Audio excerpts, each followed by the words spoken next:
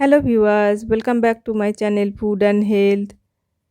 Chicken বা mutton দিয়ে cutlet আমরা প্রায় বাড়িতে খেয়ে থাকি। আজকে আমি তৈরি করব নিরামিষ মাংস অর্থাৎ এঁচোড়ের কাটলেট। এই পুষ্টিগুণ ভরা এঁচোড়ের কারি, এঁচোড়ের ডালনা, এঁচোড়ের কালিয়া অনেকেই বাড়িতে খেতে চান না। তাদেরকে এইভাবে কাটলেট বানিয়ে দিলে চেটেপুটে খেয়ে নেবে। তাহলে চলুন কথা না বাড়িয়ে দেখাই আমি কাটলেটটা কিভাবে বানাচ্ছি। এখানে আমি 250 গ্রাম মতো নরম এঁচোড় 90% মতো সিদ্ধ করে নিয়েছি, আর সাথে একটা আলুও সিদ্ধ করে নিয়েছি, আর সাথে নিয়েছি একটা বড় সাইজের পেঁয়াজ চপ করে নিয়েছি, আর নিয়েছি ধনেপাতা আর কাঁচা লঙ্কা। এঁচোড়টা খুব ভালো করে ম্যাশ করে নিতে হবে, সেই জন্যই 90% সিদ্ধ করে নিতে হয়। এখন এঁচোড়টা আমি খুব ভালো করে ম্যাশ করে নিয়েছি। ওভেনে কড়াই বসিয়ে দিয়ে দিচ্ছি 1 টেবিল চামচ সর্ষের তেল। তেলটা গরম হলে হাফ চামচ গোটা জিরে দিয়ে দিচ্ছি। গোটা জিরেটা একটু ফুটে উঠলে কেটে রাখা পেঁয়াজটা দিয়ে দিচ্ছি। পেঁয়াজটা দিয়ে বেশ কিছুক্ষণ নাড়াচাড়া করব, যাতে পেঁয়াজটা একটু নরম হয়ে আসে। আর সাথে দিয়ে দিচ্ছি অল্প একটু লবণ, যাতে পেঁয়াজটা খুব তাড়াতাড়ি নরম হয়ে যায়। 1 চামচ আদা রসুনের পেস্ট দিয়ে দিলাম। পেস্টটা দিয়ে পেঁয়াজের সাথে বেশ কিছুক্ষণ নাড়াচাড়া করব, যাতে কাঁচা আদা রসুনের গন্ধটা ভালোভাবে চলে যায়। এখন কেটে রাখা কাঁচা লঙ্কাগুলো দিয়ে দিলাম। একটু পেঁয়াজের সাথে নাড়াচাড়া করে নিয়ে ম্যাশ করা এঁচোড়টা এতে দিয়ে দিলাম। দিয়ে খুব ভালো করে পেঁয়াজ আর কাঁচা লঙ্কা আর আদা রসুনের সাথে এঁচোড়টা একটু ভালো করে মিশিয়ে নিতে হবে। সিদ্ধ আলুটা দিয়ে দিলাম। দিয়ে খুব ভালো করে পেঁয়াজ আর এঁচোড়ের সাথে খুব ভালো করে মিশিয়ে নিতে হবে। খুব ভালো করে মিশিয়ে নিচ্ছি। মেশানো হয়ে গেলে আমি মশলা অ্যাড করে দিচ্ছি। প্রথমেই দিয়ে দিলাম হাফ চামচ গরম মশলা, হাফ চামচ হলুদ, 1 চামচ ধনে, হাফ চামচ জিরে, আর সাথে দিয়ে দিলাম হাফ চামচ কাশ্মীরি লাল মির্চি পাউডার, হাফ চামচ লবণ আর হাফ চামচ চিনি দিয়ে পুরটা খুব ভালো করে ভাজা ভাজা করে নিতে হবে।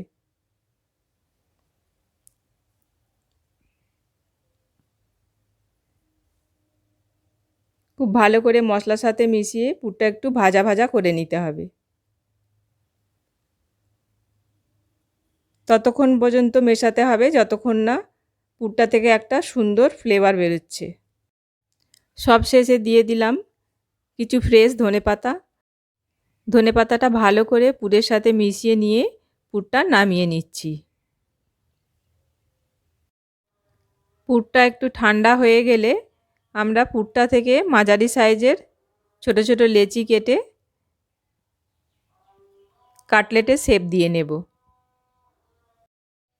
আমি এখানে গোল শেপের করেছি, আপনারা চাইলে যে কোনো শেপের করতে পারেন।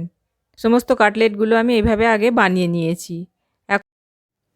আর লাগবে আমাদের কোটিংটাকে ধরে রাখার জন্য অ্যারারুট বা ময়দা বা কর্নফ্লোর, যে কোনো একটা নিতে পারেন। আমি ময়দা নিয়েছি, 2 চামচ ময়দা নিয়েছি, স্বাদ অনুযায়ী লবণ দিয়েছি, আর 1/4 চামচ ব্ল্যাক পেপার দিয়ে একটা ঘোল বানিয়ে নিয়েছি। ঘোলটা খুব বেশি পাতলাও করিনি, আবার খুব বেশি মোটাও না। আর আমাদের লাগবে ব্রেড ক্রাম্বস। কোটিং করার জন্য ব্রেড ক্রাম্বসটা অবশ্যই প্রয়োজন। এবার কাটলেটগুলো এক এক করে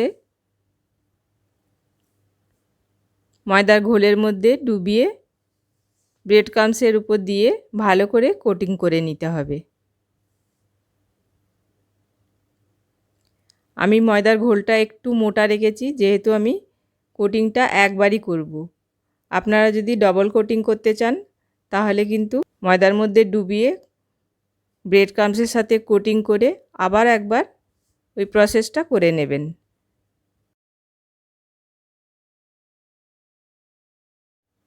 ওই একই প্রসেসে আমি সব কাটলেটগুলো কোটিং করে নিয়েছি। এখন আপনারা কাটলেটগুলো সবগুলো একসাথে না ভেজে যদি স্টোর করতে চান তাহলে এইভাবে কাটলেটগুলো রেখে নর্মাল ফ্রিজের মধ্যে রেখে 6 থেকে 7 দিন একদম ভালো থাকবে, যখন খুশি ভেজে খেতে পারবেন। কাটলেটটা ভাজার জন্য তেল আমি আগে থাকতেই গরম করে রেখেছি। এখন কাটলেটটা দিয়ে দিলাম। কাটলেটটা দেওয়ার সাথে সাথে কিন্তু নাড়াচাড়া করবেন না, তাহলে ভেঙে যাবার ভয় থাকে। এইভাবে তেলটা নিচ থেকে তুলে তুলে কাটলেটের উপরে দিলে কাটলেটটা দু পিঠেই কিন্তু খুব সুন্দর ভাজাটা হয়। কাটলেটগুলো ঠিক এই রকম সুন্দর করে লালচে করে ভেজে তুলে নিতে হবে। দেখুন আমার ভাজাটা কত সুন্দর হয়েছে, একদম গোল্ডেন ব্রাউন হয়েছে আর খুব ক্রিস্পি হয়েছে। এখন বাড়িতে থাকা যে কোনো সস বা চাটনি দিয়ে সার্ভ করে দিন আর নিজের প্রিয় মানুষদের খাওয়ান। আশা করি আজকের রেসিপি আপনাদের ভালো লেগেছে। ভালো লাগলে অবশ্যই লাইক আর শেয়ার করবেন। আমার চ্যানেলটি সাবস্ক্রাইব করা না থাকলে সাবস্ক্রাইব করে পাশে থাকা বেল আইকনটা প্রেস করে দেবেন, কেননা আমি যখনই কোনো নতুন ভিডিও আপলোড করব খুব সাথে সাথে খুব সহজে আপনারা নোটিফিকেশন পেয়ে যাবেন। তাহলে আজ এই পর্যন্ত, আবার দেখা হবে কোনো নতুন রেসিপির সাথে। ভালো থাকবেন, সুস্থ থাকবেন। আল্লাহ হাফেজ।